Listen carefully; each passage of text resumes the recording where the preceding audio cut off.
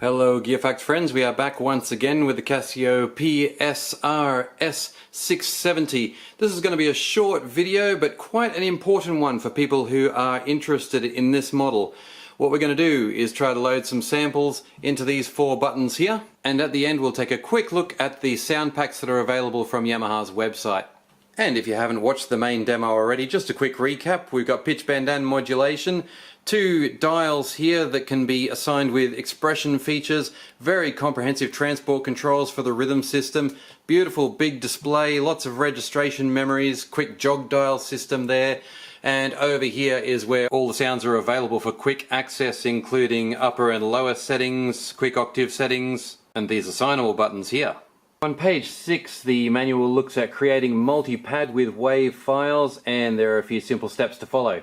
First, you'll need one computer, and then grab one of these. I like to use the tiny little USB sticks because they don't protrude from the keyboard. If anyone walks past or you drag a cable across it, they won't get snared. Here's a collection of old WAV files I made long ago from an old FM Yamaha keyboard. You certainly won't find them on the PSR-S670. Let's have a listen to a couple and decide which ones we want to put on the USB and port across to the keyboard.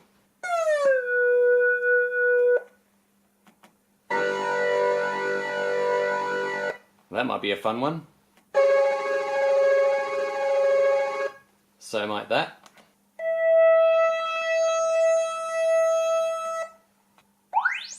Fun little sound effect there, let's put that one in. And finally I'm going to select a nice long one to see if it can handle a bigger WAV file.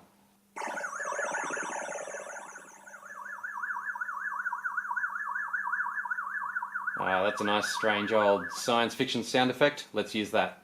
Okay, so I've got my USB with the WAV files on it. Step 2 is to press the multi-pad control and then audio link, select the desired pad and move the cursor to the desired wave. Let's see if we can do this in one go. Device is connected, that's a good start. So beginning from step 2, we press the multi-pad control, which is actually the select button. Next we press the audio link button, so the message appears here corresponding with 6, the lower part of the 6 button. Audio data cannot be linked to a MIDI multipad. Do you want to create a new audio link multipad bank? Okay, let's do that. So it's giving us the instructions as we go. This next screen looks fairly self-explanatory as well. We've simply got a column with 4 pads and they're empty, waiting for their respective WAV files. So I'll zoom out a little bit. Hopefully that's all still visible for you. We press enter here and that gives us a list of the files that we've got on the USB that can go into that particular pad. So using the cursor buttons, I'll press enter again. The instrument does not support this data format, discontinuing the operation. Okay, so I must have done something wrong. Maybe it's because my samples are at 48 kilohertz. Maybe it's because I didn't format the USB stick first on the keyboard itself. Many reasons why this could be happening. We can access info here. We've got a link with the upper 6 button. No, sorry, lower 6 button.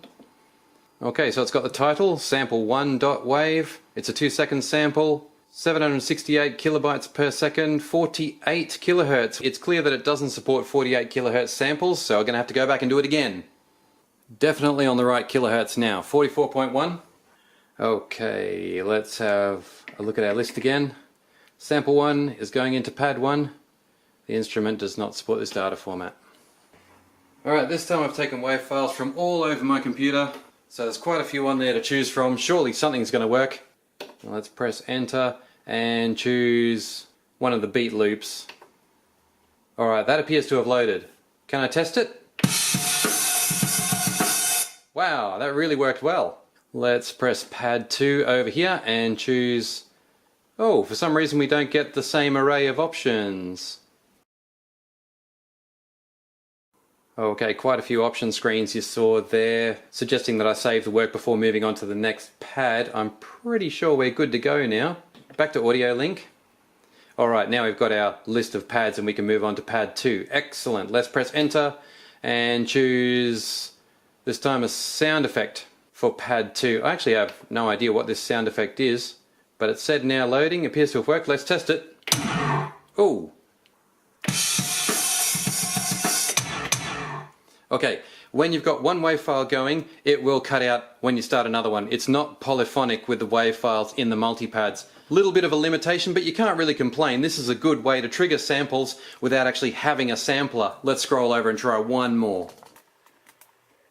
First of all, let's check our info. Sure enough, 44.1 kilohertz, and it's working absolutely fine. I don't see any save option here. I think we just exit from that. Yep, and go down to pad 3. Enter. This time, maybe another beat. Enter. Loading that one in, and let's have a listen.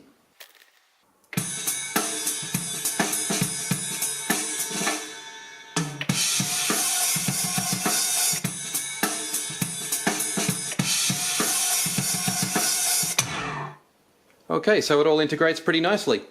Right, Gearfacts friends, so it was a little bit of a struggle, but we got there in the end. We have sample activation on the PSR-S670. Let's take a look at what other sound options we've got. Here are some of the voice packs that are available on the Yamaha website. There are quite a lot of them.